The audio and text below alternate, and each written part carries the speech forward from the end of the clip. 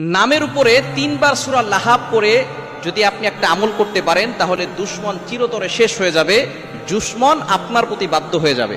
সূরা লাহাব খুবই চমৎকার একটি সূরা। আবু জাহেল নবীজির দুশমন ছিল। নবীজি সাল্লাল্লাহু আলাইহি ওয়াসাল্লামের মতো ভালো মানুষ পৃথিবীতে আর কেউ আসে নাই, আসবেও না। তার মতো মহানবী আর কেউ আসবেনও না এবং আসেও নাই। নবীজি সাল্লাল্লাহু আলাইহি সাল্লামেরও দুশমন ছিল। সুতরাং আমার আপনার দুশমন থাকবে। আপনি যখন ভালো কাজ করবেন, হক কথা বলবেন, সঠিক কথা বলবেন, তখন আপনার দুশমন বেড়ে যাবে। এই দুশমনের ক্ষতি থেকে বাঁচার জন্য দুশমনের নামটা লিখবেন। প্রথমে ওযু করে আমলটা করবেন। কিভাবে করবেন বলে দিচ্ছি। ওযু করে আমলটা করবেন।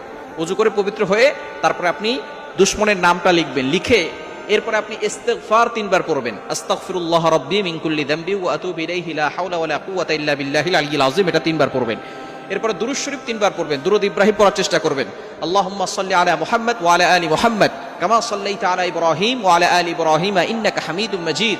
আল্লাহুম্মা বারিক আলা মুহাম্মাদ ওয়া আলা আলি মুহাম্মাদ